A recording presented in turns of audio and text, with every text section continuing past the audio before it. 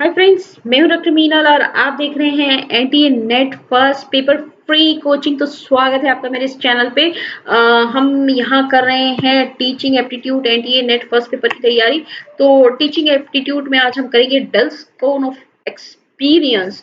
तो देखिए क्या कहता है dulls cone of experience. 1960s में ये डल्स जो है उन्होंने ये थ्योरेटाइज किया that learners retain more information by what they do as opposed to what is heard, read or observe। यानी कि जो लर्नर है वो ज्यादा इंफॉर्मेशन रिटेन कर सकता है अगर वो चीजों को प्रैक्टिकली करे। ठीक है, बनस्पत उसके कि वो उसे सुने, उसे पढ़े या उसे ऑब्जर्व करे। इन सब की वजह अगर वो प्रैक्टिकली उसे करता है तो वो उसकी रिटेंशन इंफॉर्मेशन को रिटेन करने की उसकी पावर बढ़ जाती है।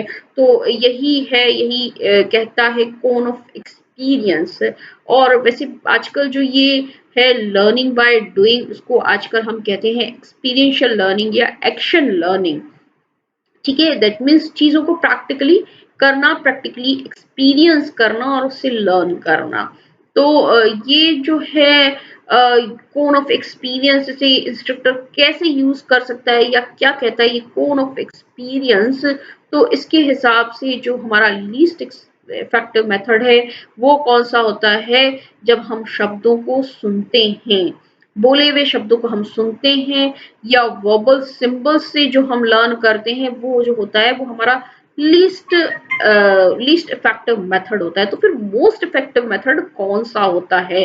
जी हाँ, मोस्ट इफेक्टिव मेथड कौन ऑफ एक्सपीरियंस के हिसाब से जब हम पर्पसफुल लर्निंग कर एक्सपीरियंस करते हैं या हम फील्ड एक्सपीरियंस करते हैं किसी चीज का, तो वो जो मेथड होता है वो मोस्ट इफेक्टिव मेथड होता है और यही कहता है कोन ऑफ एक्सपीरियंस। और उसी की वजह से जो इंस्ट्रक्टर है वो कोन ऑफ एक्सपीरियंस को यूज कर सकता है इसी कॉन्सेप्ट की वजह से। So that means the cone chart shows the average retention rate of different teaching methods.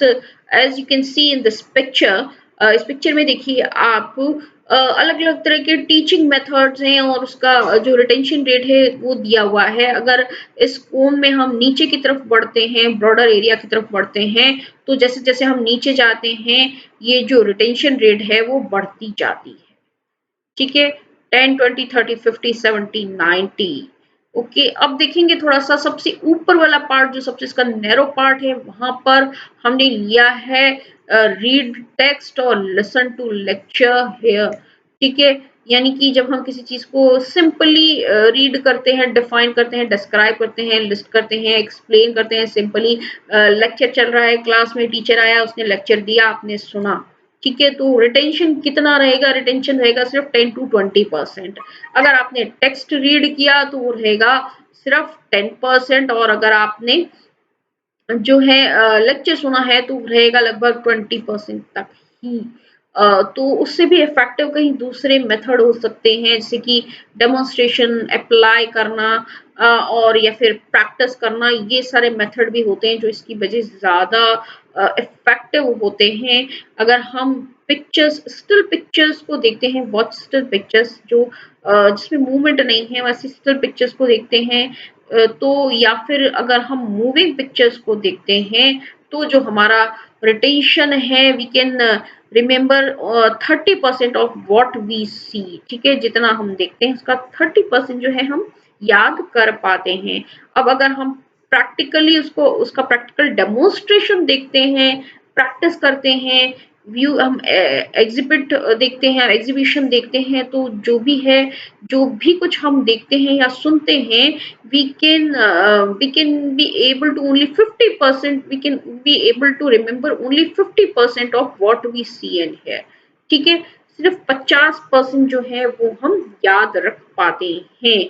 अब जो लास्ट है, जो कि सबसे इफेक्टिव मेथड है, हम किसी चीज को जो टॉपिक है उसे एनालाइज करें, डिजाइन करें, क्रिएट करें, इवेल्यूएट करें, दैट मीन्स हम उसे प्रैक्टिकली जो है एक्सपीरियंस करें।